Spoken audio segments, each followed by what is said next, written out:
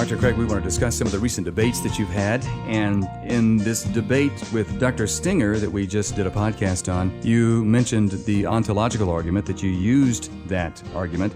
And we have podcasts on the ontological argument. We have your written material. So if you're not familiar with it, please go and peruse the resources at reasonablefaith.org and listen to some of the podcasts on it as well. But I'm curious, reflecting back on that debate, how he responded to the ontological argument. This was the first time I've ever put forward the ontological argument in a debate situation, and he, as a non-philosopher, was rather flummoxed by the whole thing. He really didn't know what to respond, and so all he said was that if the ontological argument were sound, then you could argue that there must be a maximally great pizza, and that because a pizza that is maximally great would have to exist. Therefore, if a maximally great pizza is possible, therefore there is a maximally great pizza. And as I pointed out, that's really not a very good parody of the argument. The pizza I had last night was not maximally great, by the way. Yeah. Well, I don't think there is such a thing as a maximally great pizza. It's not even a coherent idea. Think about it, Kevin. A pizza is something that can be eaten and digested.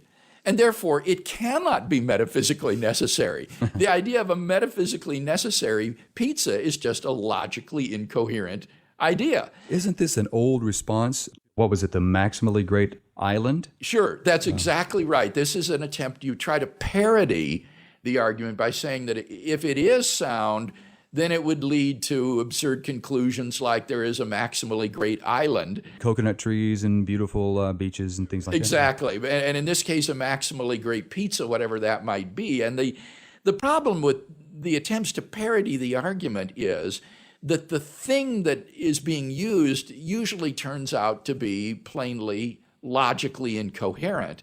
There just isn't such a thing, or cannot be such a thing, rather, as a maximally great pizza, because a pizza cannot be a necessary being. It's something that can be eaten. And therefore, anything that is a pizza is not, by concept, maximally great. Similarly, with an island cannot be maximally great because there aren't really any objective great-making properties of islands. What you might think is a great island would be one that's loaded with the top resort hotels and lots of things to do. But for me, maybe a maximally great island would be one that is a desert island where I can be alone and secluded from civilization. So that what makes for a great island is very subjective and dependent upon a person's personal interests and tastes. So these attempts to parody the argument usually fail, obviously, because the thing that they're positing as maximally great isn't something that's capable of being maximally great. And didn't Anselm respond to that by saying, for one thing, you're describing something that's limited and finite, like an island, and something that was composed. And an island would always be limited, finite. Yes, again, anything that would be metaphysically necessary just could not be what we ordinarily mean by an island. A metaphysically necessary being would have to be able to exist, for example, in a universe that was composed of a single singularity. And anything that could exist in such a state just would not be what we normally mean by an island, which is a piece of land surrounded by water. So these turn out really to be quite logically incoherent ideas that couldn't possibly exist. Is this how you responded to Dr. Stinger? Yeah, what I said was a pizza can be eaten and therefore can fail to exist, and therefore it can't be metaphysically necessary. But this pizza can't be eaten. Then it's not a pizza. Right. You sound like Louis Wolpert in my debate did. with him about the invisible, intangible, changeless, immutable computer, which is just, again, either God under another semantic label or an incoherent notion. A rose by any other name would smell of sweetness. Yeah. Michael Tooley, this was the second debate you had with him. The first was quite famous, been all over the internet. I had an earlier debate with Tooley, I think around 10 years ago or so, that was a good exchange and is available as a pamphlet through Reasonable Faith in our online web store. And having been a long time since I've debated him, and since we have both published a considerable amount since that time, I thought a second debate would be profitable, particularly in light of Michael Tooley's recent written or published debate with Alvin Plantinga on the existence of God. So I was eager to take him on again, and we had a substantive exchange.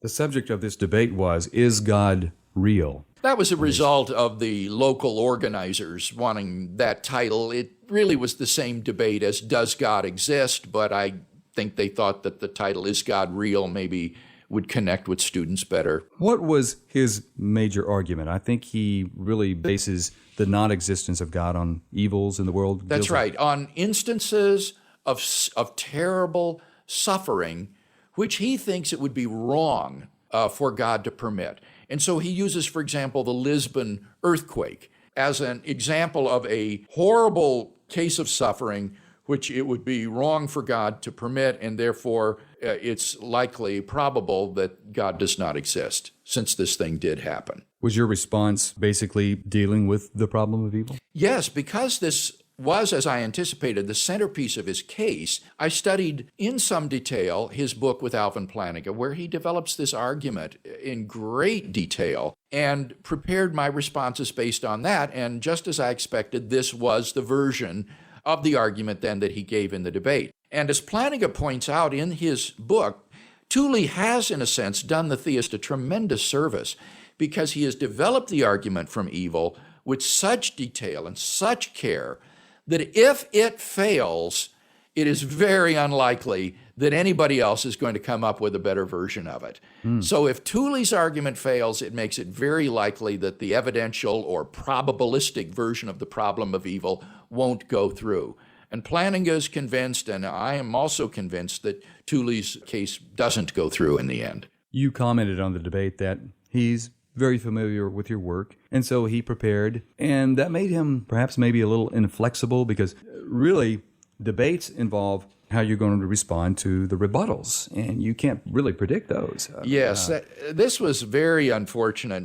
Professor Tooley had obviously done his homework. He had PowerPoint slides prepared. He had quotations from me prepared. And he basically, in a sense, rehearsed our old debate from about 10 years ago, and even said, this is what Bill said then, and here's why that response is inadequate, and basically was kind of rehashing our earlier debate. And as a result, his responses were just irrelevant to much of what I was saying in the debate that evening.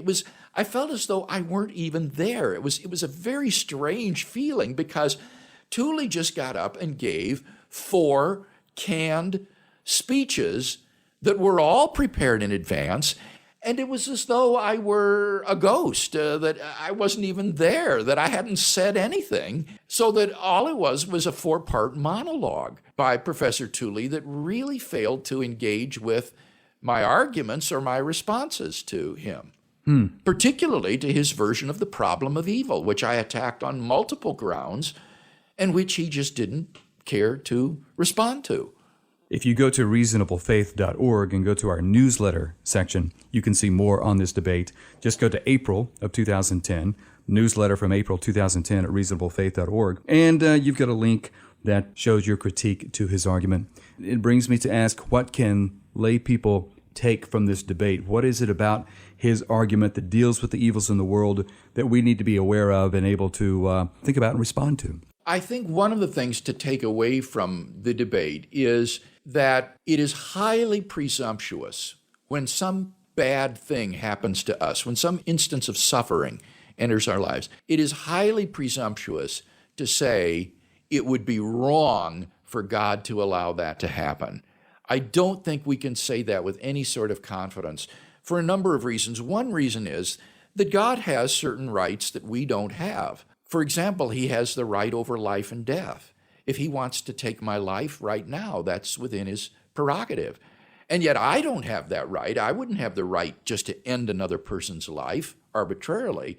But God, as the creator and author of life, does have that right. So he has moral rights, so to speak, or maybe a better way to put it would be he doesn't have the same moral duties that we have, and therefore it's very presumptuous to say that God would be violating some duty by allowing certain instances of suffering to enter my life. Sure, we certainly wouldn't have God's wisdom, foresight, knowledge, power on the issue. Right, that's the other point, is that he could have morally sufficient reasons for allowing this to take place. And this is easy to illustrate on a human level.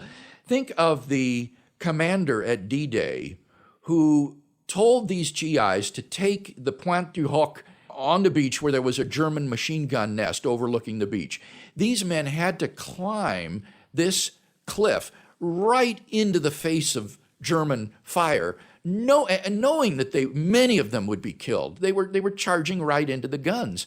And yet the commander had to take that machine gun nest, or the whole operation could have failed. They couldn't have taken the beach unless that nest were taken out. And so he commanded those men to take that nest, knowing that it would cost them, many of them, their lives.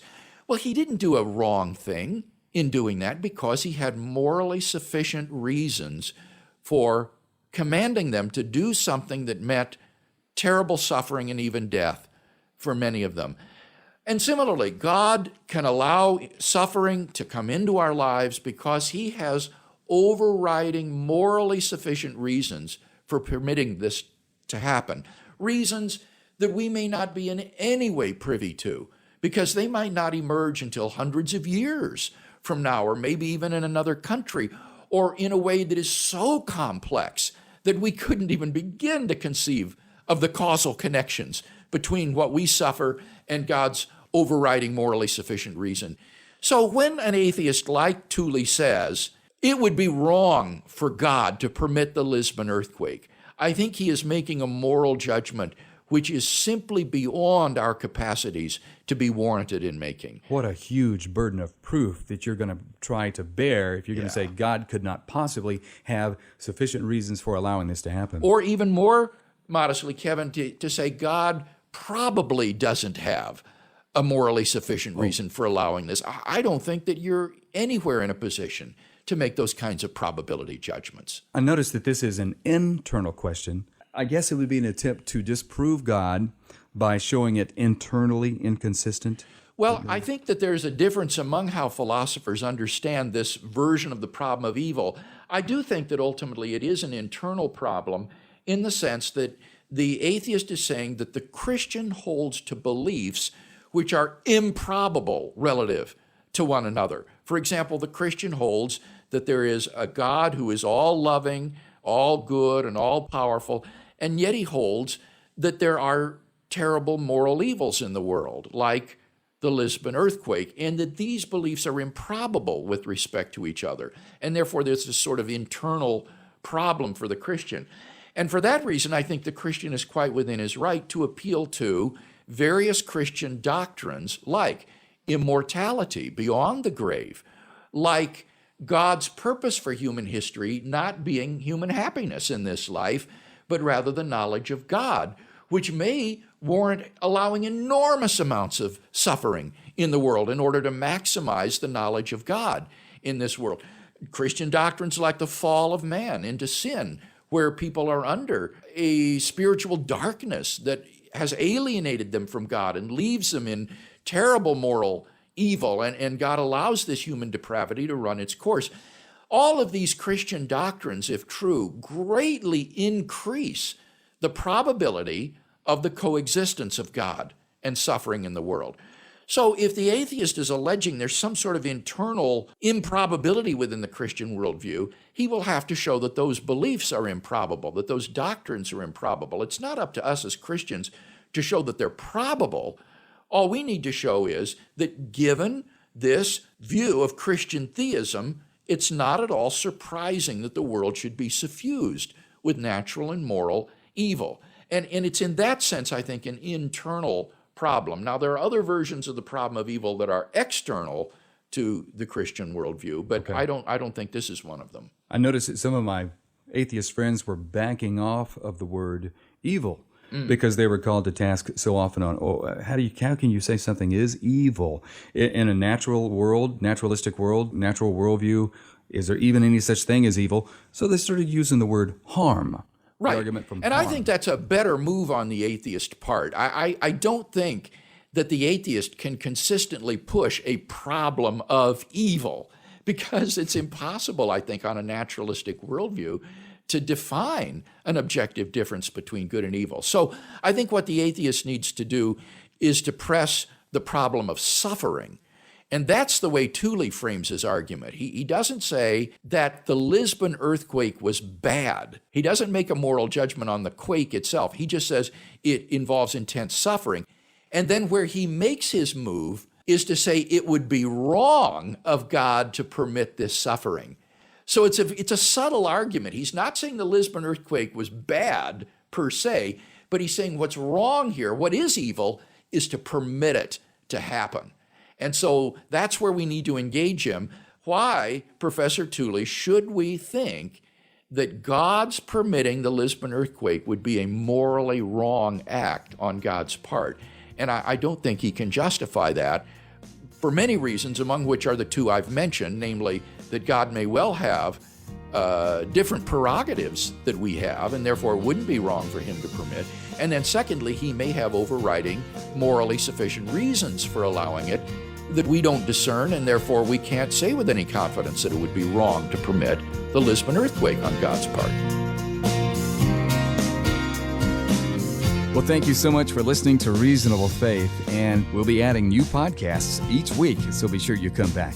Finally, thank you so much for your financial support. This keeps the ministry of Reasonable Faith expanding. You know, even the name Reasonable Faith gets so many people's attention. They often assume that faith in God is not reasonable or supported by facts and evidence. The name alone can break down unnecessary barriers and bring people to Dr. Craig's work on these crucial questions of life. So check out reasonablefaith.org, click through all the great resources there, and if you wish, you can safely donate there as well. It would be a blessing. We appreciate it. I'm Kevin Harris, and we'll see you next time on Reasonable Faith with Dr. William Lane Craig.